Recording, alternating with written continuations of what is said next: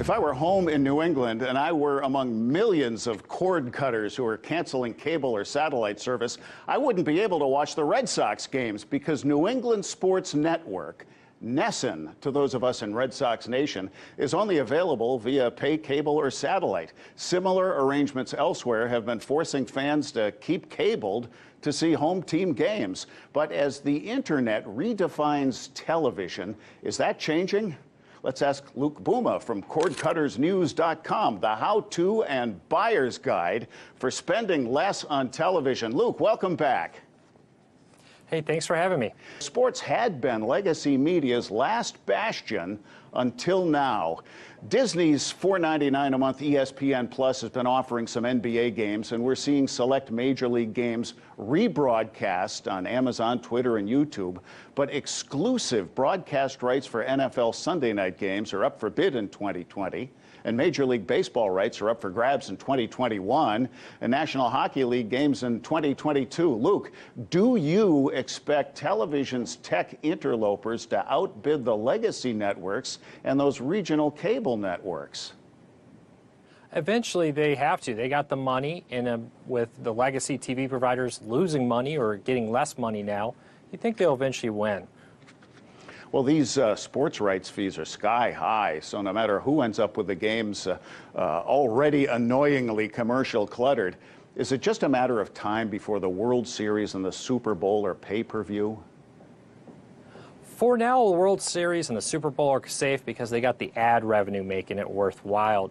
Now, we're already seeing a lot of smaller sports like Major League Soccer and some college leagues going behind paywalls through services like ESPN+.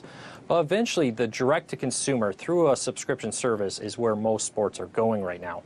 Well, based on everyone I've talked to, nobody loves their cable company except for internet access, the pipe, to get the channels the cable system offers from other providers. And you are reporting on your website that SpaceX is planning to launch over 4,000 satellites that will provide internet access, so that will obsolete the earthbound pipe itself. How is that going to work? When will it happen? And how much do you think it will save us? Yeah, SpaceX wants to offer high-speed internet by launching very low Earth orbit satellites that will be much closer to the ground, offering faster speed and better latency to take on the Comcast and the Spectrums and your DSL providers. Just next week, they're launching some satellites to test out the network with the goal of later this year starting to launch a network of over 4,000 satellites that will cover the entire globe with high-speed internet. Not good news for cable. What are they going to do if we no longer need them for the content or the pipe? Well, they're going to have to deal with competition, something cable and phone companies have not had to deal with in the past. Not only is low Earth orbit satellite coming, but 5G from a host of providers are launching internet, fixed wireless, fiber internet services. Soon you may have 5, 6, 7 internet options to pick from, forcing the Comcast and the Spectrums to be more competitive, offer better services, better pricing, and more to be competitive. So 5G is a game changer. Yeah, it's all about competition. When there's competition, we've seen that the average price of home internet goes down from about $68 a month when there's one provider, all the way to it being in the $40 range when there's 5 or more providers in an area. We have seen Netflix gradually raise their price. It's about once a year now. Do you sense that its members are price sensitive, or do they manage to retain that subscriber base? So far, Netflix has been able to retain their subscriber base, but they're facing competition. The great thing about cord cutting is there's no contracts. If you're unhappy, in about 15 minutes, you can cancel Netflix and be on Disney Plus or Hulu or Amazon.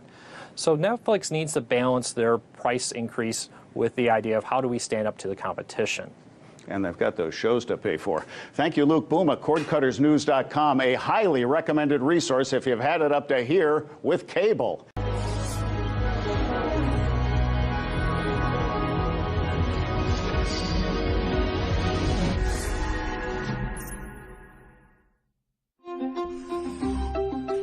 I'm Larry King, questioning, listening, learning. You know, I've always said I never learned anything when I was talking. It's important to listen. Question more.